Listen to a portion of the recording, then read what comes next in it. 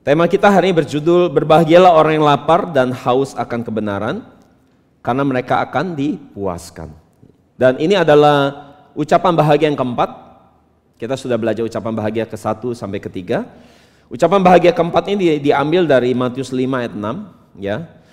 Dan terjemahan NASB ditulisnya, diberkati orang yang lapar dan haus akan kebenaran, karena mereka akan dipuaskan. Jadi saudara, apa berkat yang diterima oleh mereka yang haus dan lapar akan kebenaran? Yang kita akan lihat bahwa mereka akan dipuaskan. Mereka akan dipuaskan. Dipuaskan di sini dalam bahasa Yunani adalah kortaso. Itu artinya memberi makan, dikenyangkan, menggemukkan, dipuaskan. Jadi ini bukan sekedar makan sampai perut terisi, sampai kenyang, tapi kenyang banget. Bilang sebenarnya kenyang banget, ya, kenyang sampai sekenyang-kenyangnya, sampai ditawarin yang lain udah nggak mau. Nah ini namanya kortaso, ya. Ya ini untuk membayangkan kortaso, saudara boleh pergi ke rumah Ibu Ratna tiap makan siang. Saudara, kita mengalami kortaso, ya. Ya, kita udah makan, udah kenyang, ditawarin lagi yang lain, taruh di meja kita, suruh makan lagi gitu ya, sampai udah begah banget ya. Ya udah begah pun masih muncul lagi yang lain, waduh.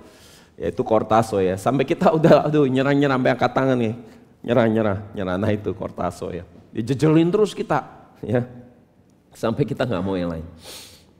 Jadi saudara, kortaso ini kita bisa temukan waktu Yesus kasih makan 5.000 orang di Matius 14, dan Yesus kasih makan juga 4.000 orang di Matius 15, tidak termasuk perempuan dan anak-anak. Kata kortaso ini dipakai. Jadi mereka makan sekenyang-kenyangnya sampai nggak mau lagi yang lain, sampai udah nggak bisa diisi. Ya, ini di Matius 15:37. Saya bisa lihat bahwa di sini dikatakan mereka semua makan sampai kenyang. Nah, kenyang di sini ada kortaso. Jadi mereka makan sampai sekenyang-kenyangnya di sini. Ya, ini adalah artinya mereka isi perutnya, diisi penuh sekali, sampai puas sekali, sampai nggak bisa diisi makanan lain. Nah ini kortaso. Poin kedua besar, kepuasan seperti apa yang akan Tuhan berikan bagi kita sebagai orang yang haus dan lapar akan kebenaran. Yang pertama, Tuhan akan memberikan kita kepuasan jasmani. Apa maksudnya? Tuhan menyediakan semua yang kita butuhkan dalam kehidupan kita sehari-hari, termasuk yang paling dasar soal makan dan minum. Mazmur 132 ayat 15 terjemahan NASB, kita baca, aku akan memberkati dengan berlimpah-limpah persediaan mereka, aku akan memuaskan mereka yang membutuhkan roti. Nehemia 9:15 terjemahan NASB, engkau akan menyediakan roti dari langit untuk kelaparan mereka dan mengeluarkan air dari bukit batu untuk hausnya mereka. Jadi Allah mau membuat saudara kenyang sampai sekenyang-kenyangnya. Percayakah saudara akan hal ini? Ya. Saudara, waktu saya bilang saudara akan sekenyang-kenyangnya, bahwa Tuhan akan membuat saudara sekenyang-kenyangnya soal masalah makan di sini, mungkin saudara gampang bilang amin, betul nggak? Karena saudara dari wajah-wajah saudara bukan orang yang kurang makan, ya. Ya. Tapi kalau saudara orang yang kesulitan soal makan aja susah, mungkin saudara perlu iman buat ini. Ya. Kalau saudara mungkin sehari-hari mau makan aja satu piring aja susah. Makan aja satu piring harus dibagi-bagi, ya, atau makan nasi dikit diencerin jadi bubur, bisa dimakan 7 orang, ya kan. Mungkin segitu susahnya saudara mungkin perlu iman, ya, untuk ini. Tetapi saudara, kalau saudara di kondisi seperti itu, saudara harus percaya bahwa Allah yang saudara punya itu sudah terbukti. Dia telah menyediakan makanan tadi dari ayat yang kita lihat, kita pelajari kata kortaso, bahwa Yesus telah kasih makan 10-15.000 orang di Alkitab Perjanjian Baru. Tetapi itu bukan hanya terjadi di Alkitab Perjanjian Baru, bahwa sebelumnya Yesus juga sudah kasih makan 2 juta orang di padang gurun. Itu sebabnya saudara, sesulit apapun hidup saudara hari ini, percayalah bahwa saudara punya Tuhan yang seperti ini. Tuhan yang sudah kasih makan 2 juta orang. Bangsa Israel waktu mereka keluar dari Mesir masuk ke padang gurun, berjalan selama 40 tahun di padang gurun, mereka bisa makan dan minum dengan baik. Sebenarnya padang gurun adalah bukan tempat untuk manusia hidup, Tetapi karena Tuhan pelihara mereka, mereka bisa hidup ya di padang gurun. Dikasih makan dan minum. Kalau saudara ikut Holy Land Tour, saudara akan berjalan dari Mesir kalau mau masuk ke Israel, ya. Saudara akan perjalanan saudara akan lihat di bus, itu naik bus, saudara akan hanya lihat padang gurun, kiri kanan saudara padang gurun semua, seperti gambar ini. Hanya pasir. Ini perjalanan mereka. Dan di padang gurun saudara nggak ada manusia yang bisa hidup, nggak ada, karena nggak ada tumbuhan yang bisa hidup di situ, dan nggak ada air. Tetapi hal yang paling luar biasa adalah bahwa selama 40 tahun perjalanan padang gurun, tidak ada seorang pun yang mati kelaparan atau mati kehausan. Kecuali mereka yang mati karena menggerutu dan memberontak sama Tuhan. Jadi mereka bisa hidup sampai 40 tahun itu karena Tuhan terus kirim roti dari surga buat mereka, yang namanya mana. Tuhan kasih mereka makan sekenyang-kenyangnya di padang gurun selama 40 tahun. Jadi kalau bukan Tuhan yang pelihara mereka, mana mungkin mereka bisa hidup sampai 40 tahun. Karena manusia kalau coba hidup di padang gurun itu hanya paling lama paling tahan. Tanpa makan dan minum paling tahan hanya maksimal 4 hari, habis itu mati. Jadi karena Tuhan yang pelihara mereka, mereka bisa hidup. Tuhan kasih makan mereka bisa hidup. Mazmur 105 ayat 40 terjemahan NASB, telah kau puaskan mereka dengan roti dari langit. Ini bicara mana? Kalau kita lihat di Keluaran 16 ayat 16, dikatakan setiap orang boleh ngambil mana ini 1 gomer. Dan kalau di satu rumah, di satu keluarga ada 5 orang, maka setiap orang total dari satu keluarga itu bisa ambil 5 gomer. Nah, 1 gomer ini berapa liter satuannya? 1 gomer itu sama dengan 2,34 liter. Dan kalau kita mau hitung, 2,34 liter ini dibandingkan dengan kilogram, tiap benda itu berat jenis dan masanya beda. Kita kondisikan bahwa berat jenisnya sama, maka 2,34 liter ini sama dengan 2,34 kilogram. Sama. Ya, karena beda ya, tepung, beras itu beda kalau ditimbang, meskipun dalam liter, kalau ditimbang bisa beda kilogram. Tapi khusus mana bisa sama, 2,34 liter sama dengan 2,34 kilogram. Jadi saudara, kalau kita mau hitung 2 juta orang makan, berapa banyak mana yang harus Tuhan sediakan?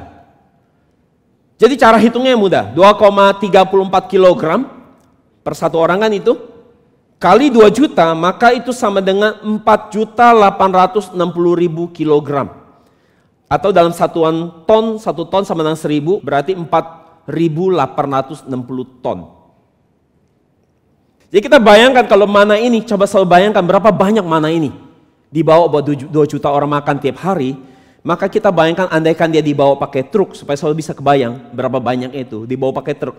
1 truk itu bisa muat berapa banyak? Bisa muat 2,75 ton. Ya, 1 truk itu bisa muat 2,75 ton. Maka dibutuhkan berapa? Kira-kira truk untuk bawa 4.860 ton itu dibutuhkan 1.767 truk. Kalau saya bulatkan itu artinya butuh 1.800 truk berbaris segitu panjang buat kasih makan 2 juta orang. Soalnya bisa bayangannya luar biasa nggak? Bantuan Tuhan buat mereka untuk mereka bisa hidup. Jadi saudara, jadi makanan ini diantar langsung dari surga untuk menopang kehidupan 2 juta orang. Jadi apapun yang menjadi kesulitan saudara hari ini dalam hal-hal jasmani, apakah saudara percaya bahwa saudara punya Tuhan yang seperti ini? Tuhan yang menyediakan makan buat 2 juta orang, yang tiap hari kirim, kalau itu dalam keadaan dunia, seperti bantuan kemanusiaan, tiap hari harus kirim 1.800 truk. Bukan sekali loh, setiap hari. Ya, dengan jumlah sebegitu banyak makanan, itu makanan banyak sekali. Jadi jika saudara adalah orang yang haus dan lapar akan kebenaran, maka Allah pasti tidak akan membuat kita menjadi orang yang kelaparan. Ia tidak akan membuat kita miskin di dunia ini. Ia pasti memberikan hikmat, kreativitas, untuk kita bisa memperoleh uang, untuk bisa memperoleh makanan lewat setiap kemampuan yang dia beri buat kita. Kalau kita mau hitung mana ini dalam rupiah,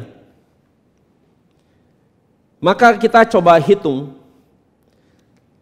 Kalau misalnya saudara, untuk satu orang saja dengan level ekonomi kelas menengah di Indonesia, satu orang ini satu bulan itu hidupnya tuh kurang lebih 20 juta. Ini ancar-ancar ya 20 juta. Ya ini kelas menengah ya, 20 juta. Walaupun UMR memang 5 juta sekian. Tapi ini kelas menengah. Ya kelas menengah 20 juta sebulan kebutuhannya. Maka kalau 20 juta kali 12 bulan kali 40 tahun, maka berapa rupiah nilai mana ini? Itu adalah 9,6 miliar. Dan kalau dikali 2 juta orang, maka itu berapa nilainya? 19,2 triliun rupiah. Untuk kasih makan 2 juta orang. Itu kalau di Indonesia. Tapi beda standar hidup Indonesia sama di Singapura. Walaupun jaraknya hanya naik pesawat cuma 1 jaman. Karena di Singapura UMR itu 78 juta sebulan. Itu sebabnya banyak orang Indonesia pada pindah ke Singapura. Sebulan gajinya itu 78 juta. Kali 12 bulan kali 40 tahun itu sama dengan berapa satu orang? 37,4 miliar rupiah satu orang. Kali 2 juta orang jadi berapa? Kalkulatornya nolnya nggak nyampe udah. Segitu luar biasanya Tuhan habisin uang buat pelihara 2 juta orang dalam waktu 40 tahun. Tuhan curahkan makanan yang begitu banyak untuk kasih makan 2 juta orang. Karena itu kita tidak perlu khawatir akan apa yang kita mau makan, minum, pakai. Karena Tuhan tahu apa yang kita butuh. Dan Dia akan tambahkan semua bagi kita orang yang cari kuncinya kerajaan Allah dan kebenarannya. Sesuai dengan Matius 6:33. Mazmur 145 ayat 16 dikatakan dengan membuka tanganmu dan memuaskan hasrat setiap makhluk hidup. Jadi asalkan Tuhan membuka tangannya, Ia akan memuaskan hasrat kita. Jadi tidak ada manusia di dunia ini saudara yang gak punya hasrat. Tetapi asal Tuhan buka tangannya, apa yang jadi hasrat saudara, apa yang jadi kerinduan saudara, saudara akan dipuaskan. Sebaliknya jika Tuhan tutup tangannya, tidak peduli seberapa keras saudara bekerja, saudara berusaha, saudara tidak akan pernah lihat ada sebuah hasil. Dan tidak akan pernah saudara dipuaskan. Kiranya Bapa di surga membuka tangannya atas keluarga saudara, atas pekerjaan saudara, atas bisnis saudara, atas studi saudara. Sehingga saudara boleh dipuaskan. Amin. Yang kedua, Tuhan memberikan kepuasan dalam hal rohani. Selain kita dipuaskan secara jasmani, kita akan dipuaskan secara rohani. Mazmur 63 ayat 5, jiwaku dipuaskan seperti dengan lemak dan sumsum, dan mulutku akan memujimu dengan bibir yang bersorak-sorai. Jadi jika kita menerima berkat jasmani dan rohani, saudara mau apa lagi dalam hidup ini? Semuanya saudara sudah punya. Pasti saudara hidupnya sangat puas, itu hidup yang sangat sempurna. Mazmur 107 ayat 9 dikatakan, sebab Ia telah memuaskan jiwa-jiwa yang haus dan jiwa-jiwa yang lapar dipenuhinya dengan kebaikan.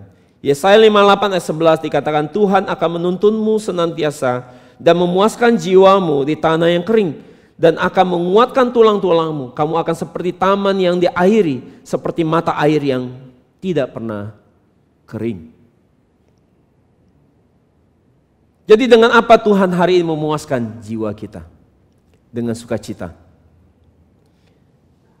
Jika kita mengalami banyak sukacita, damai di dalam Tuhan, maka hari-hari yang kita lewati itu hari-hari yang penuh dengan sukacita, betul gak? Itu kan hari-hari yang sangat senang dan bahagia, dan kita akan sangat dipuaskan. Kisah Rasul 14 ayat 17 terjemah AYT dikatakan, sebab Ia, yaitu Tuhan, melakukan yang baik dengan memberikan kepadamu hujan dari langit, dan musim-musim berbuah yang memuaskan hatimu dengan makanan dan kegembiraan. Karena itu kiranya saudara juga hari ini boleh menerima pengalaman sukacita, kegembiraan di dalam Tuhan sehingga jiwa saudara boleh dipuaskan. Amin. Akan tetapi saudara, kenyataannya kalau kita melihat hidup kita, ada banyak sekali masalah. Ada banyak sekali kegelisahan, himpitan ekonomi, sakit penyakit, air mata, kesulitan. Tetapi di sini kita bisa lihat bahwa asalkan Tuhan datang ke dalam hidup kita, Ia akan memuaskan jiwa kita, maka segala kekhawatiran, masalah, kegelisahan, sakit penyakit akan dihancurkan di dalam nama Yesus.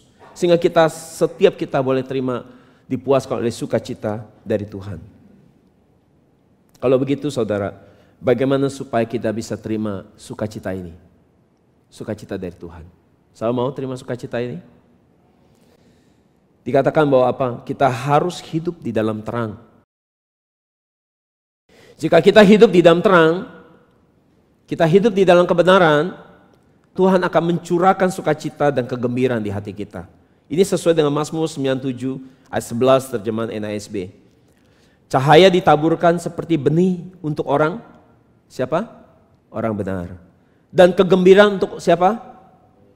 Orang yang tulus hatinya. Jadi kenapa kita masih banyak sekali kesulitan-kesulitan dalam hidup kita?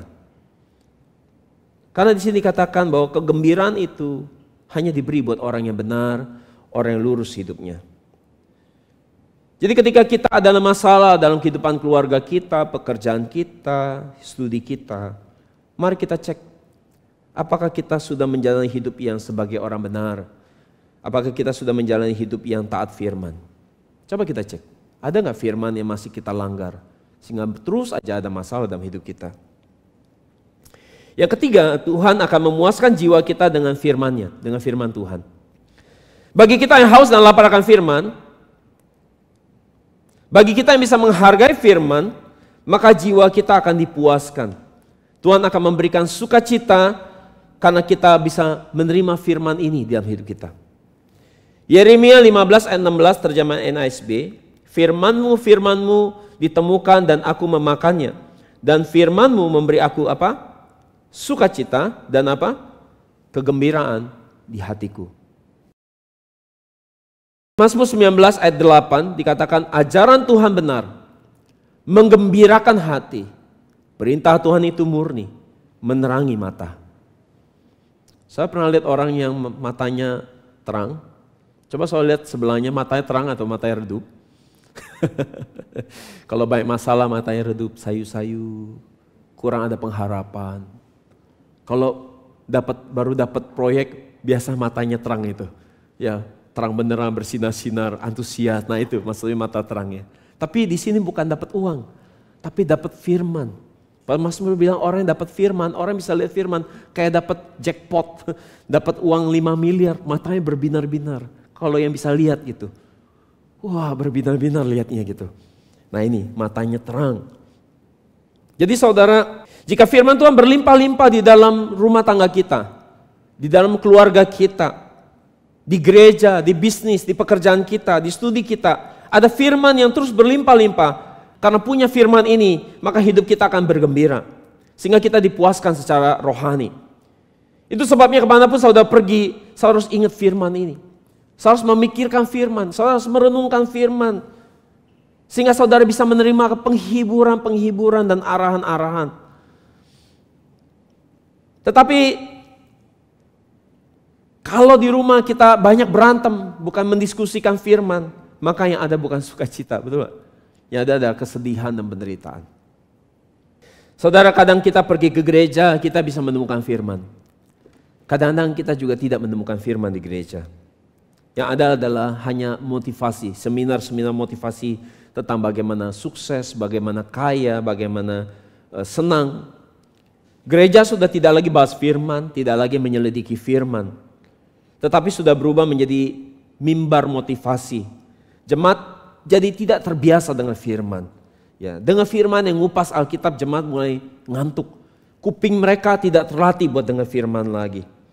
Mereka tidak terdidik buat dengar firman. Maunya hanya firman yang lucu-lucu, firman yang memotivasi.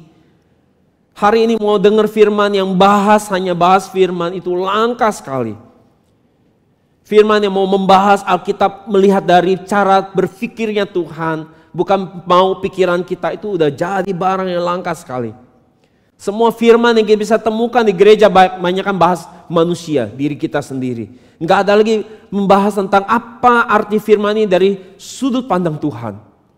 Tetapi semua yang dibahas adalah diri manusia itu. Sangat langka hari ini. Itu sebabnya Amos 8 ayat 11 sudah menubuatkan ini akan terjadi. Dikatakan bahwa sesungguhnya waktunya akan datang. Dan memang sudah datang. Firman Tuhan Allah, aku akan mengirimkan kelaparan ke negeri ini, bukan bencana kelaparan akan roti, dan bukan kehausan akan air, tetapi kelaparan untuk apa? Mendengarkan firman Tuhan. Di akhir zaman akan langka sekali orang-orang yang bisa dengar firman. Ini sudah dinubuatkan. Sudah terjadi atau belum? Hah? Sudah ya? Sudah. Orang hanya mau mujizat.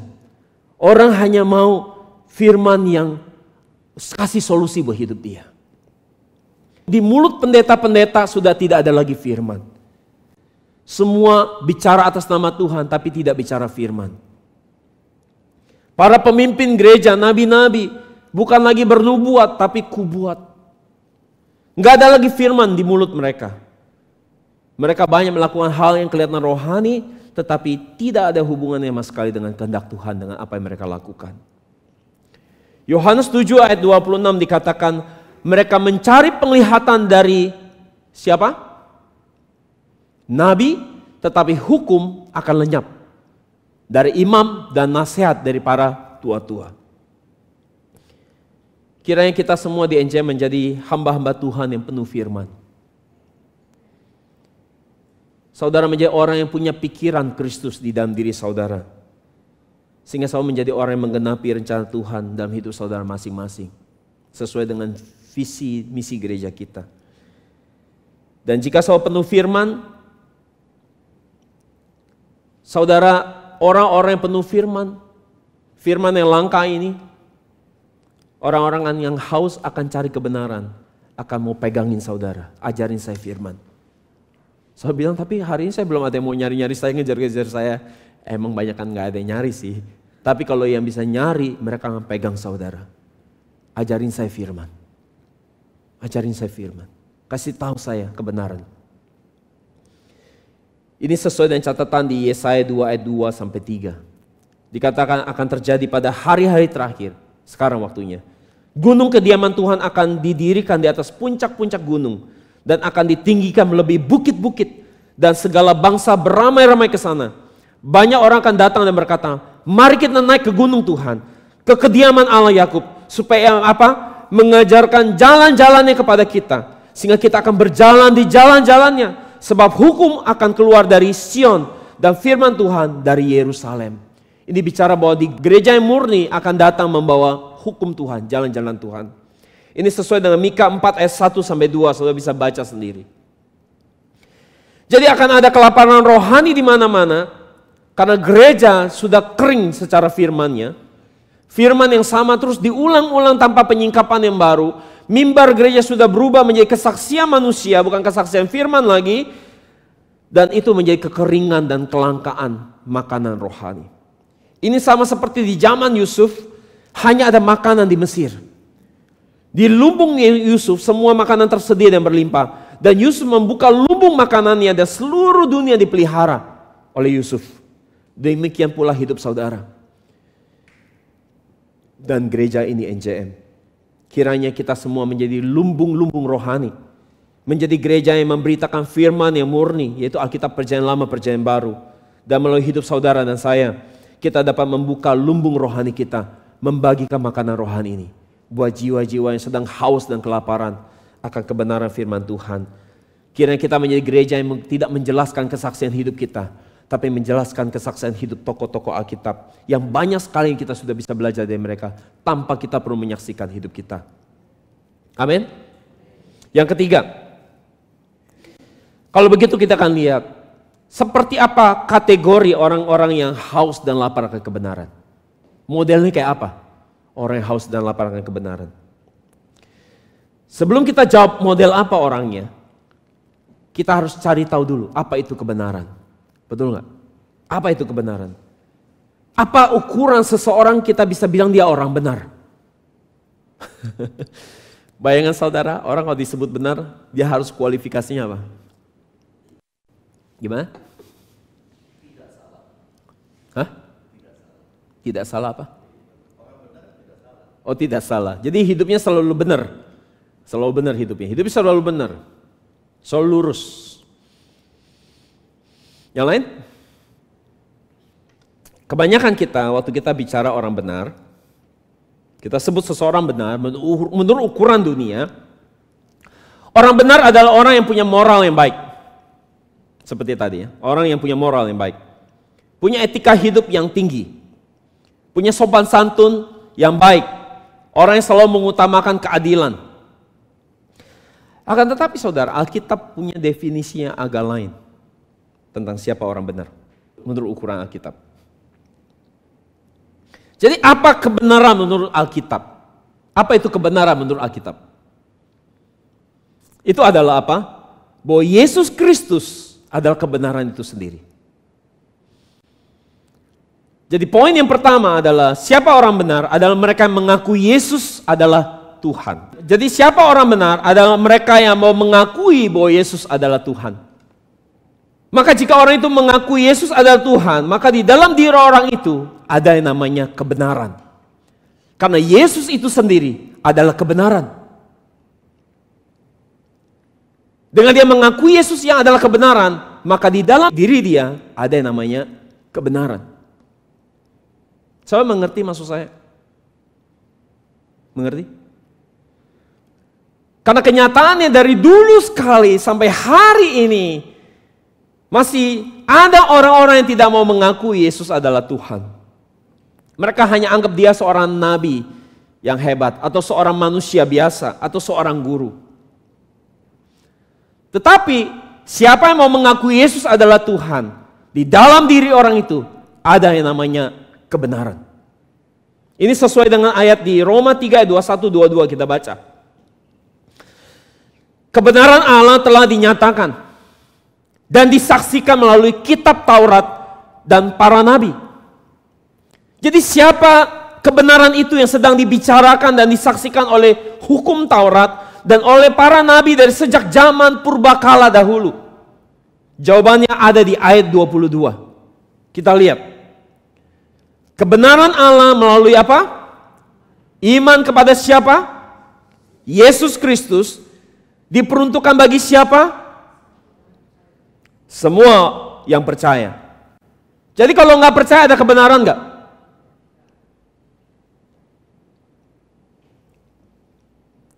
Jadi kebenaran Allah hanya melalui iman di dalam Yesus Kristus. Bukan di dalam hal-hal yang lain. Maka kebenaran Allah itu sama dengan apa? Mengakui Yesus sebagai Tuhan. Kebenaran Allah itu sama dengan apa? Memiliki Yesus di dalam hidup kita. Dan ini semakin dipertegas di Yohanes 16 ayat 10. Kita lihat tentang kebenaran. Sekali lagi tentang kebenaran. Karena aku pergi kepada Bapa dan kamu tidak melihat aku lagi.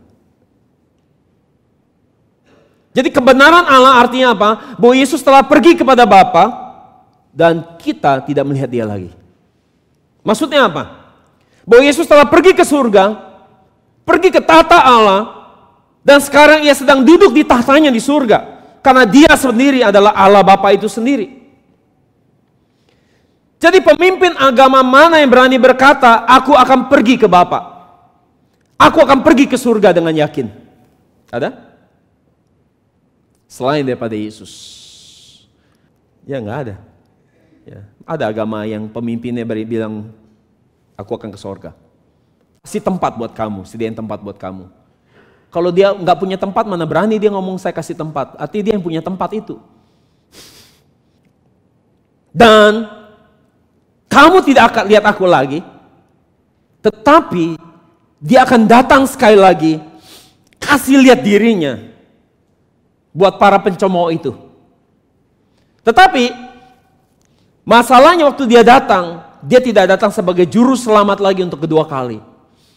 Tapi dia akan datang sebagai hakim. Ia akan menghakimi orang-orang yang menolak dia sebagai Tuhan. Jadi dia akan datang bukan menjadi juru selamat, tapi dia akan datang kedua kali untuk memperlihatkan lagi dirinya bahwa dia adalah Tuhan itu sendiri. Tapi dia akan datang sebagai membawa apa? Penghakiman. Bagi orang yang percaya akan menerima upah. Tapi yang tidak percaya dia Tuhan akan menerima penghakiman. Dan hari itu banyak orang akan menangis, menyesal, tapi sudah terlambat. Sudah terlambat. Jika saudara percaya bahwa Yesus adalah Allah Bapa itu sendiri, maka di dalam diri saudara ada kebenaran. Orang benar menurut dunia adalah orang yang banyak melakukan hal yang baik.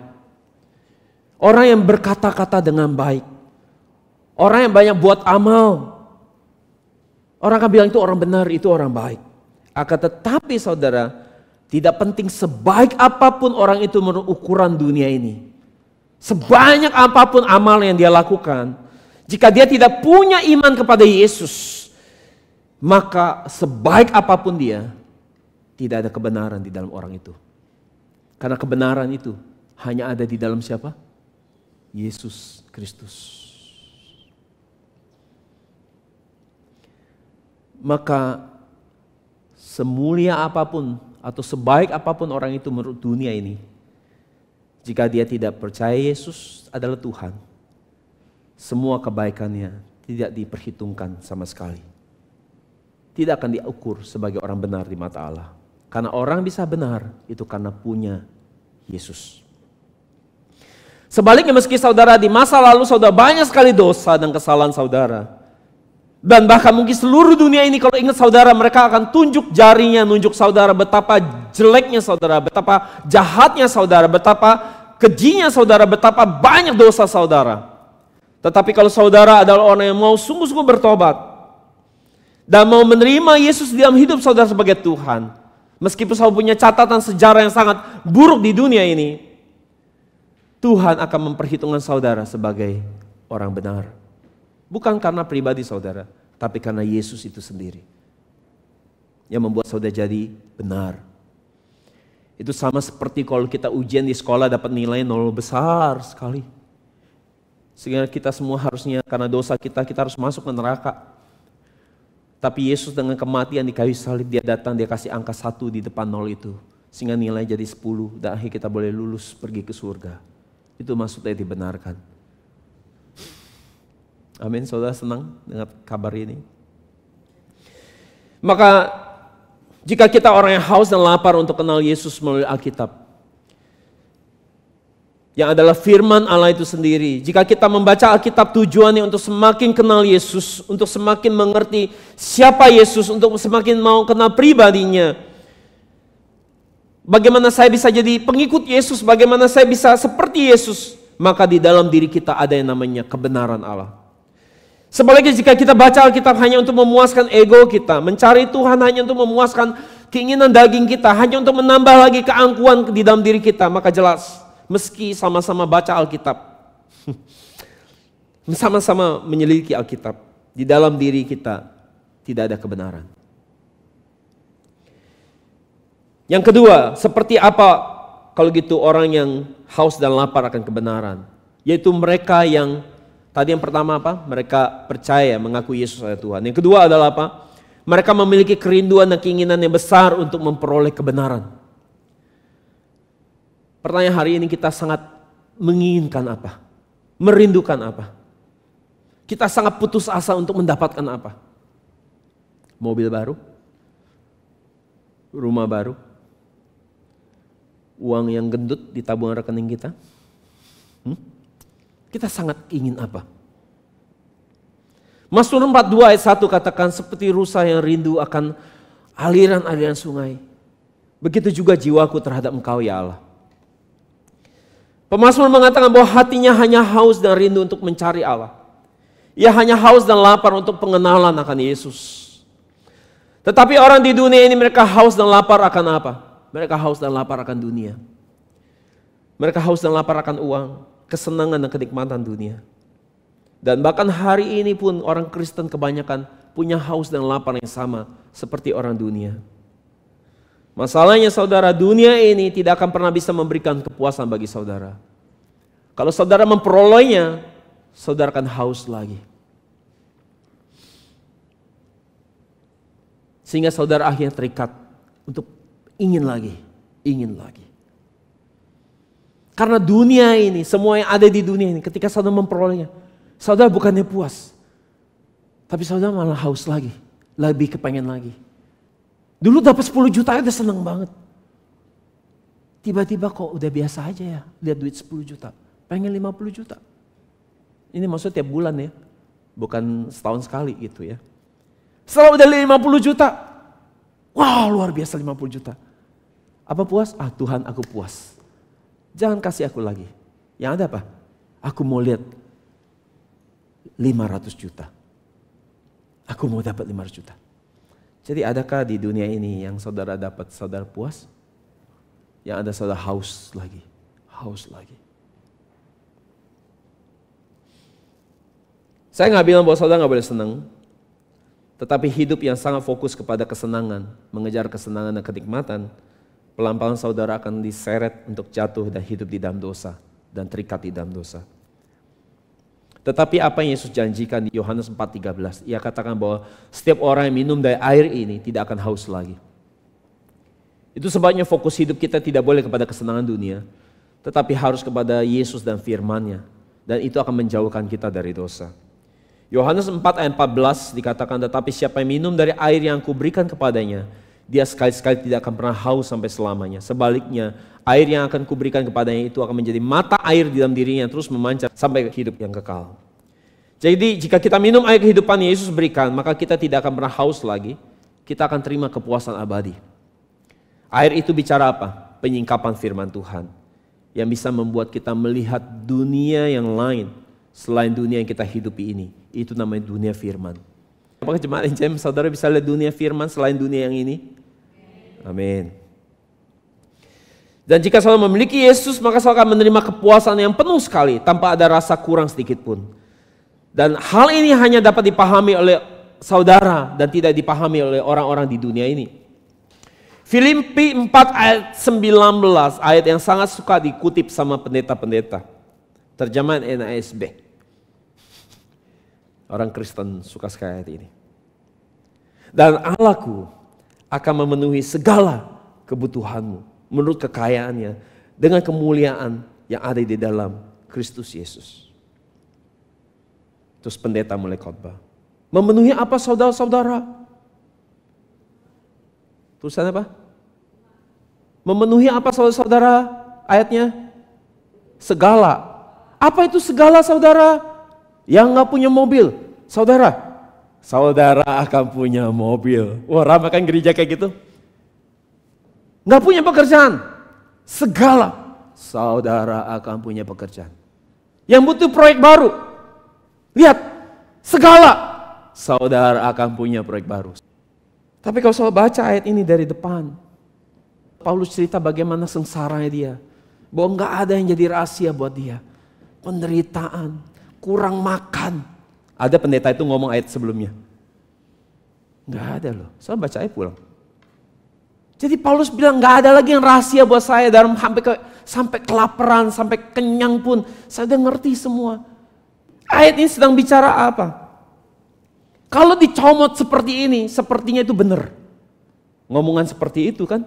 Tetapi ayat ini sedang bicara tentang apa? Sejak kamu punya Yesus dalam hidupmu, maka kamu gak ada lagi attachment, gak ada lagi keterikatan akan hal-hal materi. Karena kamu udah menemukan yang sejati, yaitu Yesus. Maka dia bilang apa? Kemuliaan yang ada di dalam Kristus Yesus.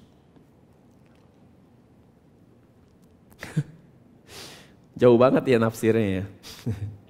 Karena comot, sistem comot, ya, bukan sistem baca full. Kalau sistem baca full itu ngomongan itu nabrak semua. Ini ayatnya nanti yang dia sebelumnya itu segala perkara dapat ku tanggung di dalam Dia yang memberikan kekuatan. Nah ini temennya ini ayatnya. Dua itu doang yang dicomot tapi nggak baca full. Ya. Wahyu 7, 16, 17. Mereka tidak akan menderita lapar dan dahaga lagi, dan matahari atau panas terik tidak akan menimpa mereka. Sebab anak domba di tengah-tengah tahta itu, maksud Yesus, akan menggembalakan mereka dan akan menuntun mereka ke mata air kehidupan. Dan Allah akan menghapus segala air mata dari mata mereka. Jika kita hidup bersama Yesus, maka kita tidak akan pernah lagi haus dan lapar. Itu maksudnya. Wahyu 21 ayat 6 dikatakan, sudah selesai. Aku adalah Alfa dan Omega, yang awal dan yang akhir. Aku akan memberikan minum kepada setiap orang yang haus dari mata air kehidupan secara cuma-cuma. Yesus berkata dia Alfa dan Omega, artinya Yesus tahu siapa yang benar-benar haus akan kebenaran dan siapa yang hanya catut-catut nama Yesus hanya buat mendapatkan keinginan duniawinya. Hanya orang yang haus, Yesus akan memberikan air hidup yang cuma-cuma yang buat mereka tidak haus lagi. Jadi kiranya kita jadi jemaat kudus yang tidak memiliki hati yang melekat kepada hal dunia. Sehingga kita boleh menerima kepuasan, kepenuhan, kelegaan sejati di dalam Yesus. Amin. Yohanes 4:14 dikatakan jika kita minum air yang Yesus kasih, beri buat kita, kita nggak akan haus lagi. Kalau gitu apa air kehidupan yang membuat kita tidak haus? Itu adalah firman Allah. Sesuai dengan Yohanes 6:63 dikatakan perkataan-perkataanku katakan kepadamu adalah roh dan hidup. Jadi firman Yesus adalah air hidup yang bisa memberikan kita terima hidup. Sehingga jiwa kita dipuaskan. Ketika kita terima firman Yesus, jiwa kita dipuaskan sepenuhnya. Jadi hanya terima firman Yesus dapat membuat kita penuh dan kenyang secara jasmani dan rohani. Saudara, jika saudara mengalami Yesus, berjumpa dengan Yesus, Yesus akan menjadi sesuatu yang benar-benar memberi kepuasan sejati. Suatu saat saya melayani di Hamburg, di Jerman. Ada seorang muda usia 25 tahun. Saya nginjilin dia pakai bahasa Inggris. Dia orang yang pakai narkoba. Dan waktu saya injilin dia, saya ingat sekali saya bawain firman penginjilan tentang hari penciptaan dan arti penyingkapannya. Dia bilang saya nggak pernah dengar firman kayak gini. Di ujung terakhir saya tantang dia suruh bertobat. Dan dia mau bertobat, ceritanya nih begini, dia mau bertobat. Dan saya doain dia, saya sudah berdiri. Ya, dia berdiri, saya doain dia. Waktu saya tumpangkan tangan kepada dia, dia tumbang. Kemudian dia mulai bangun, dia mulai senyum-senyum. Saya bilang, kenapa? Cerita apa yang terjadi emang? Dia bilang gini, waktu saya ditumpang tangan, tiba-tiba saya lihat sinar yang terang sekali dan damai sekali. Itu masuk menghantam saya katanya. Dan itu indah sekali dia bilang, indah sekali. Saya belum pernah ngalamin sesuatu yang seindah dan senikmat itu katanya sampai senyum-senyum. Terus dia bisik-bisik dikit. Dia bilang apa? Bahkan mengalahkan kenikmatan dan keindahan narkoba. Ada yang mau beri kemuliaan buat Tuhan?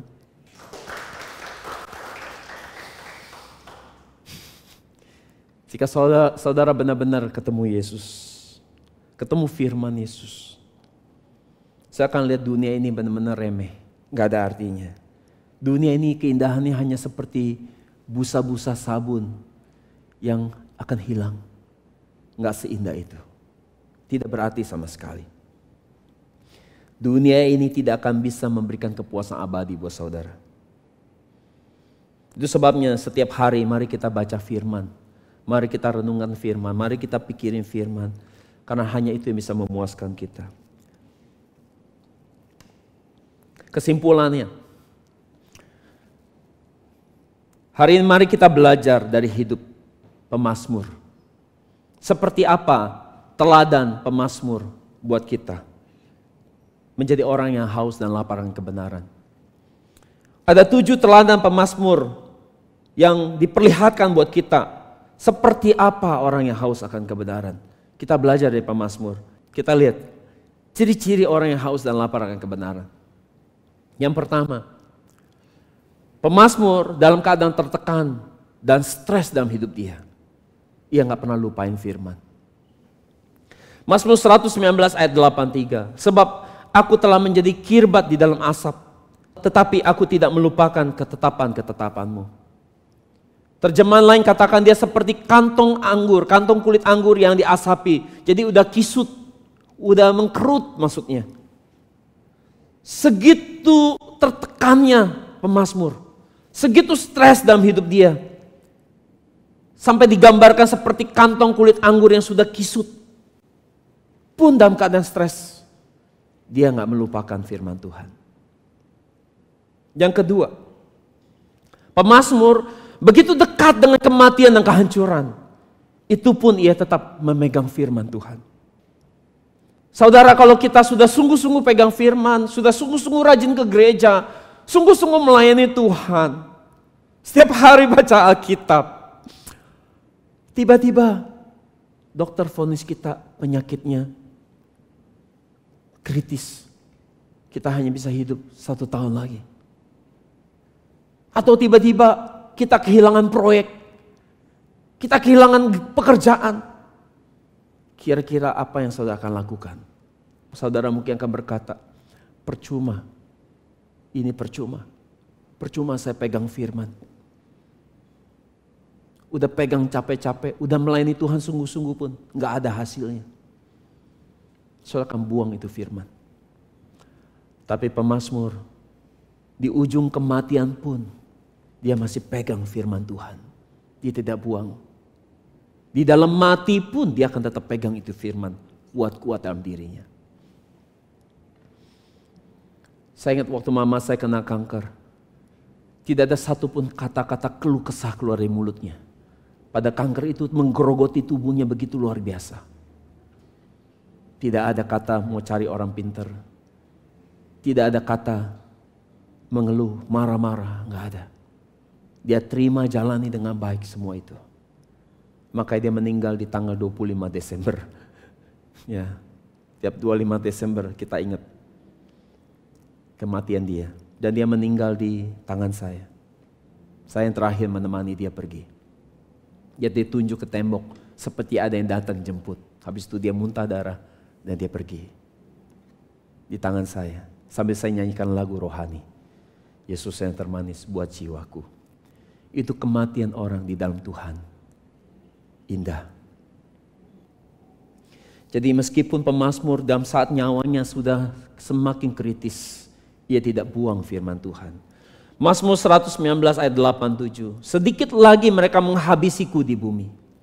Tetapi aku tidak meninggalkan tita-titamu. Jadi meski nyawanya terancam, meskipun dia harus sebentar lagi bisa mati, ia tetap teguh pegang firman Tuhan. Yang ketiga, pemazmur meski begitu lelah dalam hidupnya, ia hanya menginginkan firman Tuhan. Saudara lelah, capek kerja? Mungkin ada orang kerja yang capek sekali ya, harus pergi naik kapal laut, pesawat terbang, jauh sekali ninggalin rumah. Capek sekali pekerjaannya, menyita beban. Mungkin saudara capek kerja secara fisik, capek sekali. Atau mungkin ada beban, tugas, tanggung jawab yang menumpuk sehingga saudara capek sekali, lelah sekali. Dan saat saudara sedang stres, lelah sekali, capek sekali, saudara pengen apa? Refreshing, mau apa? Jalan-jalan. Ya, senang-senang, ya kan? Tetapi pemazmur waktu dia di dalam titik yang capek sekali, lelah sekali. Yang dia cari pun tetap apa? Firman Tuhan. Firman Tuhan. Mazmur 119 ayat 123. Mataku habis oleh karena keselamatanmu dan oleh karena kebenaran perkataanmu. Itu artinya apa? Dengan dia berkata mataku habis, itu artinya dia baca Alkitab banyak sekali. Banyak sekali dia baca Alkitab. Sampai matanya tuh lelah. Tetapi tetap ia merindukan firman Tuhan. Yang keempat, pemazmur, ia selalu merenungkan firman Tuhan setiap hari. Karena dia begitu mencintai firman itu. Mazmur 119 ayat 97. Ya, betapa aku mencintai Tauratmu. Dia menjadi renunganku sepanjang hari. Kalau kita mencintai sesuatu, saudara, kita pasti akan menginginkannya, kita akan selalu mikirin dia, betul gak? Kalau kita cinta atau sayang sesuatu, kita akan memikirkan, merenungkannya. Kalau saudara sedang menginginkan mobil BMW yang baru, saya akan banyak pikirin terus BMW. Kalau saudara pengen rumah yang baru, saya akan pikirin terus rumah yang baru. Terus aja, saya tiap kali lihat mobil BMW, saya lihat, BMW, kemana saya pergi, saya ngeliat BMW di mana-mana gitu. Karena saya lagi pengen, ketemu aja gitu, lihat aja gitu. Kita akan memikirkan. Kalau saudara sayang seseorang, saya akan pikirin dia terus. Tapi pemazmur, dia sayang sekali sama firman Tuhan. Kemana dia pergi, dia kerja, aktivitas dia sehari-hari. Dia hanya mikirin dan merenungkan firman. Kalau saudara kita pikirin apa? Utang ya, utang di bank ya. cicilan utang kita mungkin ya. Atau kita mikirin mau jalan-jalan kemana. Atau kita mungkin mikirin proyek-proyek yang baru. Atau mungkin kita pikirin perempuan cantik atau pria yang ganteng. Apa yang kita pikirin? Yang kelima, pemazmur, ia selalu bangun pagi-pagi untuk baca Alkitab. Bahkan sebelum waktu jaga malam selesai. Itu artinya sebelum siskambling selesai. Sebelum jam ronda selesai. Itu artinya sebelum sekitar jam 3, jam 4 pagi, pemazmur dia sudah bangun pagi-pagi baca Alkitab. Jam 3, jam 4 kita lagi ngapain? Ngorok kayak. Lagi ngapain? Pemazmur jam 3, jam 4 dia bangun. Baca Alkitab. Merenungkan firman. Bahkan sebelum jam jaga malam selesai, ia sudah bangun untuk baca Alkitab. Sebelum tukang, kalau di Indonesia ya, ini kalau di translate di YouTube ketawa kali orang bule ya, dengar ini. Kalau di Indonesia tuh dulu jam 1, teng, jam 2, teng, nggak tahu di kompleks saudara, di klaster saya udah nggak ada, dulu di rumah saya dulu ada. Jam 3, teng, oh udah jam 3 gitu ya, berarti ya gitu, pas udah teng 3 kali, nah dia udah bangun, baca Alkitab dia.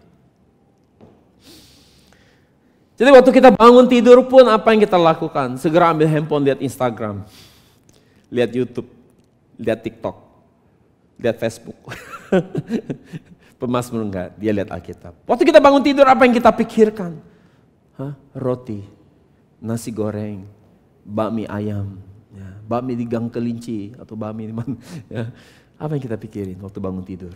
Pemazmur, dia bangun, Alkitab yang dia cari. Segitu cintanya sama Alkitab. Yang keenam, pemazmur doanya hanya supaya firman Tuhan tidak hilang dari mulutnya.